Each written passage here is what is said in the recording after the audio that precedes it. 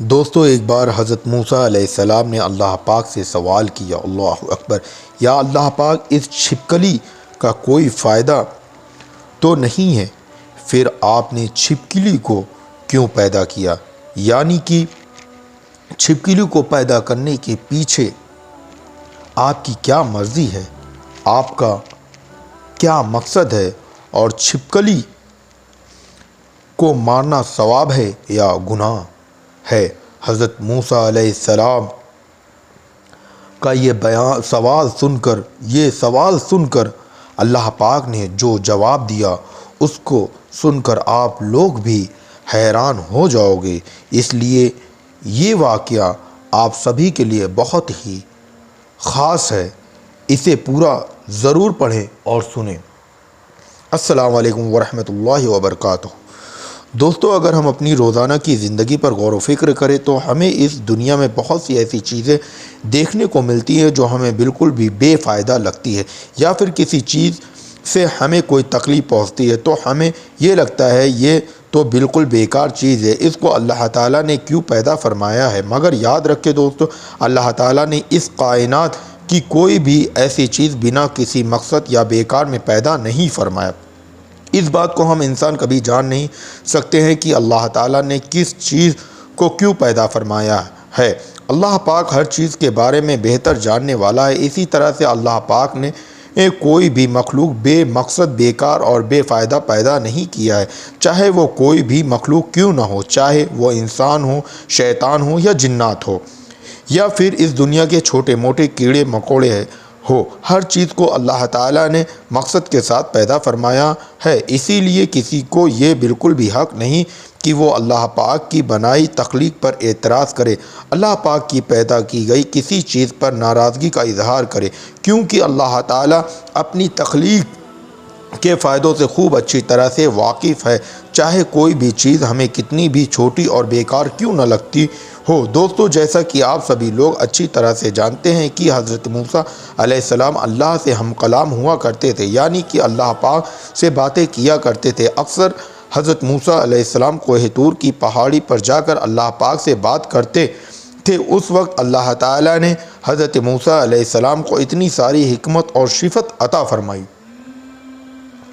جو انسان کے لیے ایک بہت بڑی نصیحت اور صحیح طریقے سے زندگی جینے کے لیے بہت ہی فائدہ مند ہے۔ اسی طرح سے ایک مرتبہ حضرت موسیٰ علیہ السلام کوہ طور کی پہاڑی پر اللہ پاک سے ہم کلام ہونے کے لیے گئے۔ کوہ طور پر جا کر آپ علیہ السلام ایک درخت کے نیچے کھڑے ہو کر اللہ پاک سے بات کرنے لگے۔ اس درخت کے اوپر ایک چھپکلی تھی جس نے آپ پر پیشاب کر دیا۔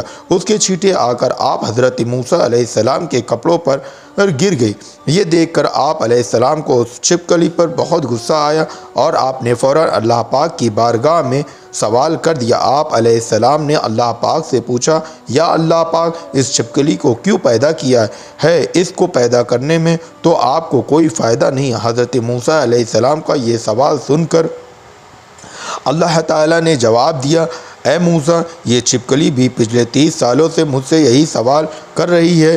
یہ چھپکلی پوچھ رہی ہے کہ اے اللہ پاک، آپ اس موسیٰ کو کیوں پیدا کیا ہے؟ مجھے تو موسیٰ کا کوئی بھی فائدہ نظر نہیں آ رہا ہے۔ چھپکلی یہ سوال اس لیے کر رہی تھی کیونکہ حضرت موسیٰ کو اس چھپکلی کو نہ تو کوئی دعوت دینی تھی، نہ تو تبلیغ کرنی تھی، نہ تو اس کو کوئی کھانا پانی دینا تھا، اس لیے وہ چھپکلی کو ان کا کوئی فائدہ نظر نہیں آ رہا تھا۔ اس کے بعد اللہ نے حضرت موسیٰ سے فرمایا، اے موسیٰ، 30 سالوں سے یہ چھپکلی مجھ سے یہی سوال کر رہی ہے کہ اللہ پاک، آپ نے موسیٰ کو کیوں پیدا فرمایا، اور اے موسیٰ، آج تو مجھ سے یہ پوچھ رہا ہے کہ اللہ پاک، آپ نے اس چھپکلی کو کیوں پیدا کیا ہے۔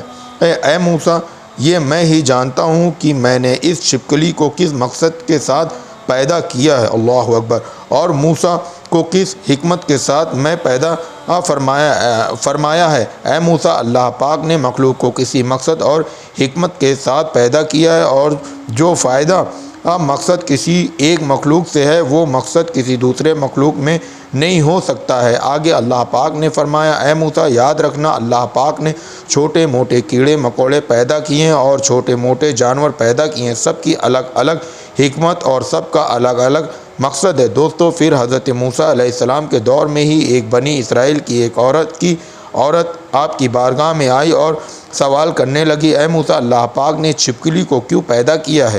یہ تو کسی بھی کام کی نہیں ہے، دیکھنے میں بھی کتنی بدصورت لگتی ہے، اس کی شکل صورت بھی ایسی ہے کہ ڈر لگے، یہ چھپکلی تو کسی بھی کام کی نہیں ہے۔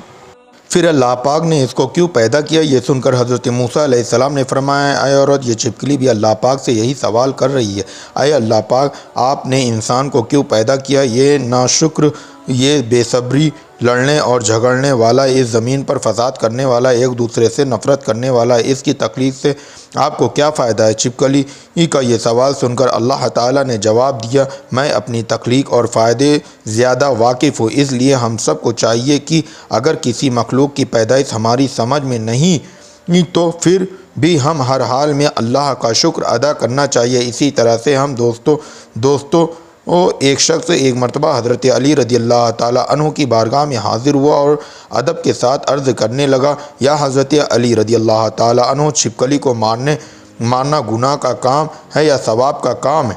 اس کے بعد حضرت علی رضی اللہ تعالیٰ عنہ نے فرمایا، اے شخص، یاد رکھنا، اس زمین پر کچھ مخلوقات ایسی ہیں جو انسانوں سے ناخوش ہیں، اور وہ شیطان سے وعدہ کیے ہیں کہ وہ انسان کو ہر طرح سے نقصان پہنچائیں گے۔ انہی میں سے ایک ہے چھپکلی، اور اس سے جڑے کچھ اور بھی مخلوقات ہیں۔ اے شخص، یاد رکھنا، یہ چھپکلی شروع سے ہی انسانوں کی دشمن رہی ہے، اسی لیے اس کو مارنا کوئی بھی گناہ کا کام نہیں ہے۔ یہ سن کر اس شخص نے کہا، یا علی، آپ نے فرمایا کہ چھپکلی اور اس سے جڑی کچھ مخلوقات نے انسانوں کے ساتھ دشمنی کی ہے اور شیطان کی بات مانتے ہیں۔ یا علی، یہ کب اور کیسے ہوا؟ اتنا سنتے ہی حضرت علی رضی اللہ تعالیٰ عنہ نے فرمایا، اے شخص، حضرت آدم علیہ السلام کے دنیا میں تشریف آنے سے لاکھوں سال پہلے اس زمین پر چھپکلی کا خاندان بڑی تعداد میں پھیلا ہوا تھا، اور دھیرے دھیرے اس کا خاندان بہت بڑا ہونے لگا تھا، یہاں تک کہ انہوں نے اس زمین کو جہنم کی طرح بنا دیا تھا۔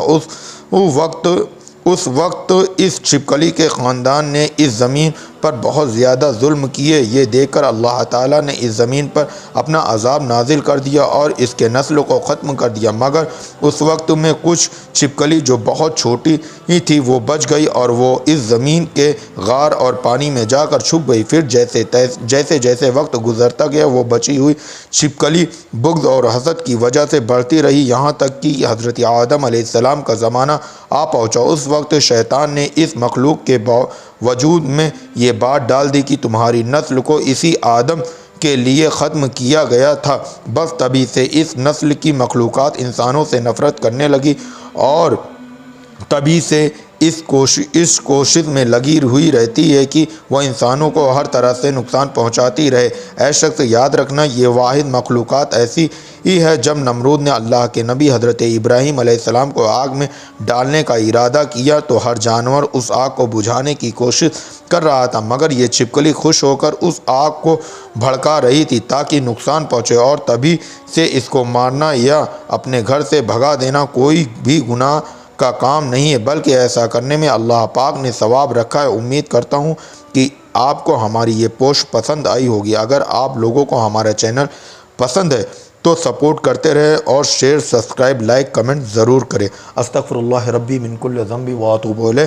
پڑھنے میں اگر کسی بھی قسم کی غلطی ہو، اللہ تعالیٰ معاف فرمائے اپنے حبیب صلی اللہ تعالیٰ علیہ وآلہ وسلم کے صدقے میں، اور اگر کسی کو اس واقعہ کے بارے میں معلوم ہو تو ہماری اصلاح فرمائیں۔ السلام علیکم ورحمۃ اللہ وبرکاتہ۔